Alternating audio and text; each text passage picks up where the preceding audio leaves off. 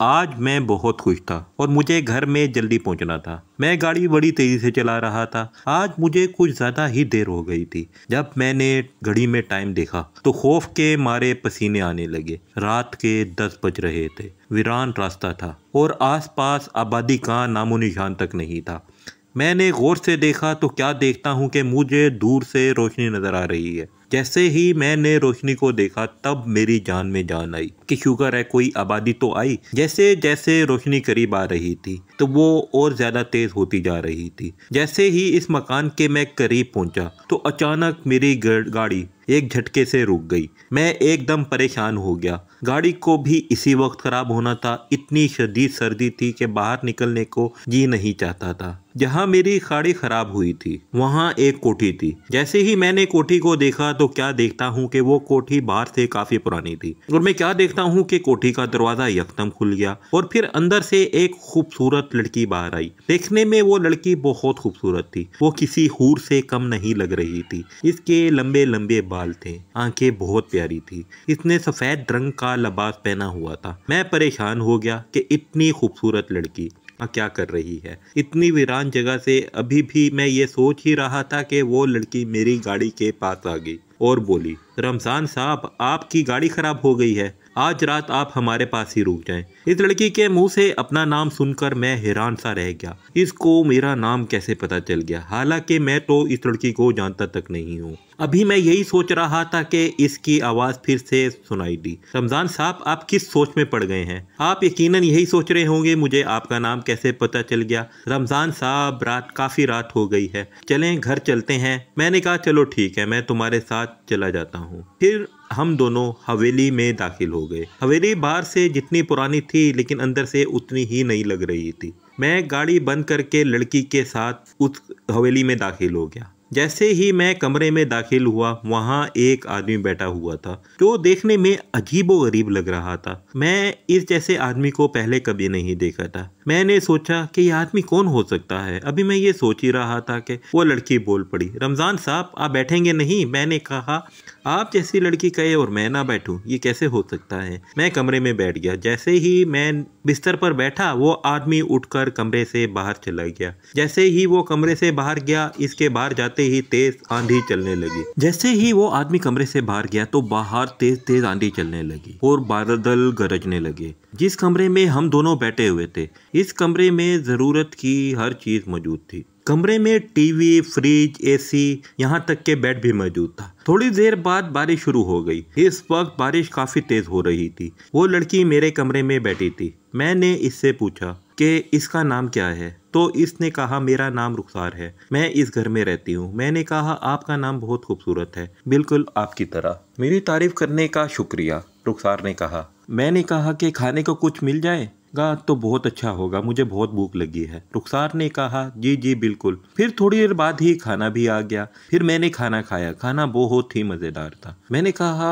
रुखसार इस घर में आपके अलावा कोई और भी रहता है? मेरी बात सुनकर वो मुस्कुराने लगी। इसने कहा इस घर में हम हैं, अम्मी, हमारा चौकीदार, एक और आदमी था जिसको तुमने देखा, एक मैं हूँ, एक मेरी कुक है। आपको इस घर में डर नहीं लगता? मेरी बात सुनकर वो बोली, डर किस बात का? अच्छा अब मैं चलती हूँ, आप आराम करें, वैसे भी पहले बहुत देर हो चुकी है, अब तुम सो जाओ। फिर वो चली गई। इसके जाते ही लाइट भी चली गई और कमरे में खौफनाक और डरावनी आवाजें आने लगी। लेकिन थोड़ी देर बाद लाइट आ गई। मेरे देखते ही देखते खिड़कियां और दरवाजे हिलने लगे। जैसे ही सब माजरा मैंने देखा तो मेरे मुंह से पसीना आ गया। इतनी सख्त सर्दी में भी मुझे पसीना आने लगा। मैं क्या देखता हूँ कि एकदम दरवाज़ा खुल गया। हमारे कमरे में किसी आदमी का साया दाखिल हुआ। मुझे इस साये से खौफ महसूस होने लगा। अब वो साया मेरे बिल्कुल करीब आ गया। अब मुझे यकीन सा होने लगा था कि मुझे मौत के मुंह से कोई नहीं बचा सकता। जैसे ही वो साया मेरे करीब आया तो एक झटके से पीछे हट गया और इसने कहा तुम अपने गले से ये तावीज़ उतार दो, अगर तुम ये तावीज़ उतार दोगे तो हम तुम्हें जिंदा छोड़ देंगे। मैंने कहा मैं ये तावीज़ नहीं उतारूंगा, तुमको जो कभी करना है कर लो। इस साई ने कहा अब तुम्हें मेरे हाथों से कोई नहीं बचा सकता। मैंने कहा तुम जो कुछ हो सकता है वो कर लो। वो साया जैसे ही मेरे करीब आया तो वो साया चीख मारकर गायब हो गया। जैसे ही वो साया गायब हुआ तब मेरी जान में जान आई। तब मैंने कुछ सुकून का सांस लिया। फिर सब कुछ ठीक हो गया।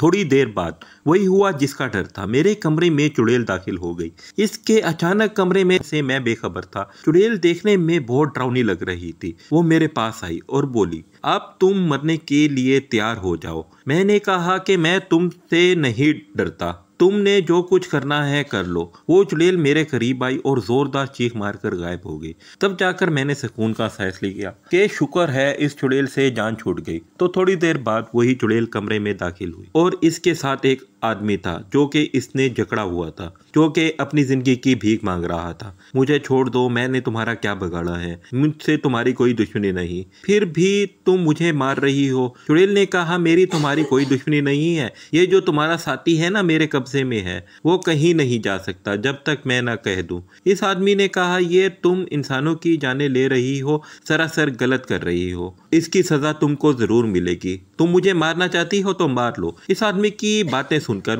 चुड़ैल के दिल पर कोई असर ना हुआ, बल्कि वो खौफनाक आवाज में कहके लगाने लगी, तुम समझते होगे कि मैं तुम्हारी बातों में आकर तुम्हें छोड़ दूंगी? ये नहीं हो सकता।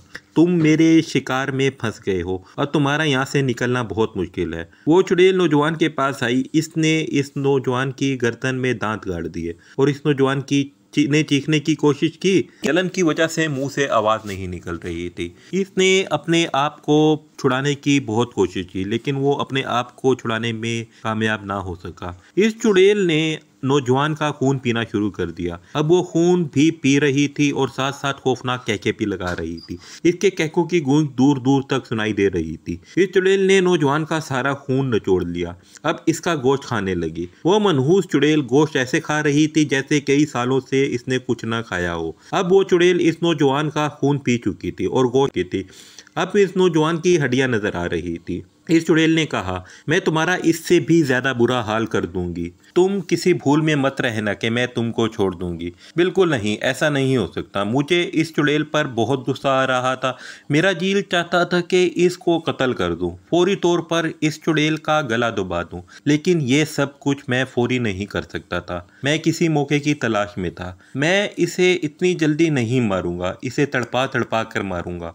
अब वो चुड़ैल वहां से चली गई। मैं वहां से उठा और बाहर निकल गया। मैं गाड़ी में बैठा और तेज तेज गाड़ी चलानी शुरू कर दी। हवेली के अंदर सन्नाटा था, अंधेरा छाया हुआ था। जो ही मैं बाहर निकला तो बाहर दिन का उजाला फैला हुआ था। मैं सोचने लगा, आखिर ये क्या माजरा है। यही सोचते सोचते मैं घर पहुंचा। जैसे ही मैं घर में पहुंचा तो मेरे घर वालों ने कहा कि तुमने इतने दिन कहाँ लगा दिए, पूरे 10 दिन बाद घर वापस आए हो। 10 दिनों का सुनकर मैं हैरत में डूब गया, लेकिन फिर कह दिया कि अम्मी जान, मैं एक असेब के शिकंजे में फंस गया था और अब बहुत बुरी तरह फंस गया था। यहाँ से वापस आना बहुत मुश्किल था। मैंने कहा कि एक हवेली थी कहीं, तो इस हवेली की बात तो नहीं कर रहा जो सड़क पर है? मैंने कहा, हाँ माँ, लेकिन आपको कैसे पता? बेटा, वो दिन मुझे अच्छी तरह याद है। वो कमीनी औरत मुझसे मेरा बेटा छीनना चाहती है। मैं ऐसा नहीं होने दूंगी, मैंने कहा।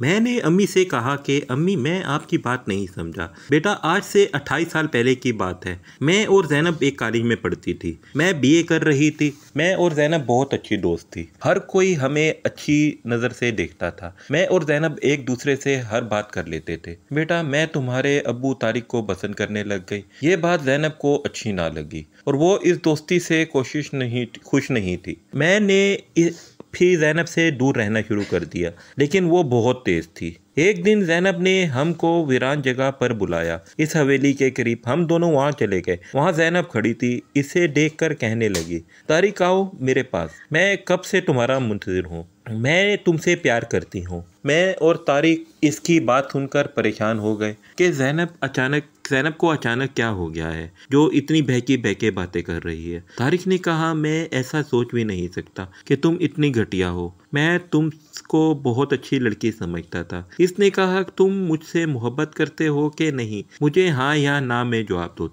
तारिक ने कहा, मैं तुमसे नफरत करता हूँ। ऐसे ही पिस्टल निकाल लिया। अब बताओ। इसके अचानक पिस्टल निकालने से हम दोनों डर गए। इसके पास पिस्टल कहाँ से आ गया? तारिक ने ड्रामा रचाया कि मैं तुमसे प्यार करता हूँ। तारिक ने जैनब से पिस्टल छीनने की कोशिश की और इस हाथापाई में गोलियां जैनब के सीने के आर पार हो गई। जैनब ने मरते वक्त कहा कि तुमने मेरे साथ अच्छा नहीं किया है। मैं तुमसे बदला जरूर लूंगी। इतनी बात कहकर वो मर गई। हम दोनों डर गए कि ये इतनी जल्दी कैसे हो गया। फिर हमने ज़ैनब को उठाया और इस हवेली में दफन कर दिया। हम अपने घर आ गए। फिर मेरा और तुम्हारे अब्बा की शादी हो गई। 2 साल बाद तुम्हारी पैदाइश हुई। फिर हमको ज़ैनब ने तंग करना शुरू कर दिया। मैंने बाबा जी से रब्ता किया और बाबा जी ने तावीज़ दिया और तुम्हारे अब्बा को दिया, एक तावीज़ दिया। उन्होंने तावीज़ अपने गले में डाल लिया। तुम्हारी बहन की पैदाइश हुई, वो बीमारी में मुब्तला हो गई तो इसे अचानक मौत हो गई। मैं सब कुछ जानती थी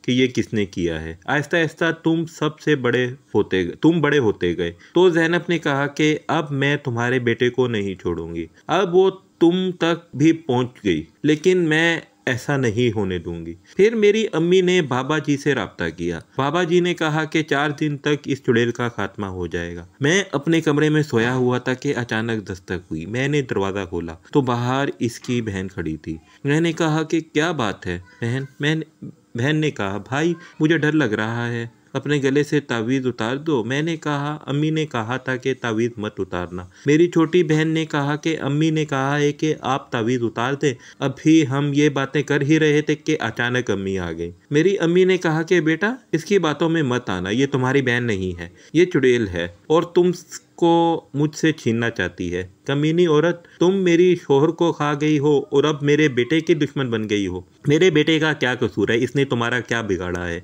एकदम इसकी शक्ल बदल गई। अब वो चुड़ैल की शक्ल इख्तियार कर गई थी। मेरी अम्मी ने पढ़ाई शुरू कर दी और वो चीखें मारकर गायब हो गई। तब हमने सुकून का सांस लिया। मेरी माँ ने कहा, रमज़ान बेटा मैं तुमसे कहा था ना कि इससे बचकर रहना। मैं कल ही बाबा जी को यहाँ बुलाती हूँ, वो इस कम वक्त को ख़त्म कर देंगे और ये ना ही इस दुनिया में रहेगी और ना ही किसी का खून कर सकेगी। अब तुम सो जाओ। फिर मैं सो गया। अगले दिन घर में बाबा जी आ गए। बाबा जी ने कहा, मुझे देखा और कहा, बेटा कुछ कहने लगे, कोई ज़रूरत नहीं, मुझे सब कुछ पता है। मैंने इस चुड़ैल को कई बार समझाने की कोशिश की थी तुम लोगों का खून पीना बंद कर दे, लेकिन इसने मेरी एक ना सुनी और ये काम करती रही। फिर वो तुम्हारे बेटे की ज़िंदगी में दाखिल हो गई। इसने इसे भी नुकसान पहुंचाने की कोशिश की मगर वो नाकाम रही। अब मैं इसे हमेशा हमेशा के लिए ख़त्म कर दूंगा। बाबा जी ने हसार खींचा और इसमें बैठकर पढ़ाई करने लगे। हम सब एक तरफ बैठ गए। इधर बाबा जी पढ़ाई में मसरूफ हो गए कि अचानक बुला आ गई और बाबा जी के सामने जोरदार आवाज में बोली, बंद कर तो ये पढ़ाई, अगर तुम अपनी जिंदगी की भलाई चाहते हो तो यहाँ से चले जाओ और पढ़ाई बंद कर दो। इस बुला की बात का बाबा जी पर जरा बराबर भी असर ना हुआ और बाबा जी ने जेब से खंजर निकाला और जमीन पर दे मारा, जिससे वो बुला जोरदार चीख मारकर गायब हो गई। फिर बाबा जी पढ़ने में मसरूफ हो गए।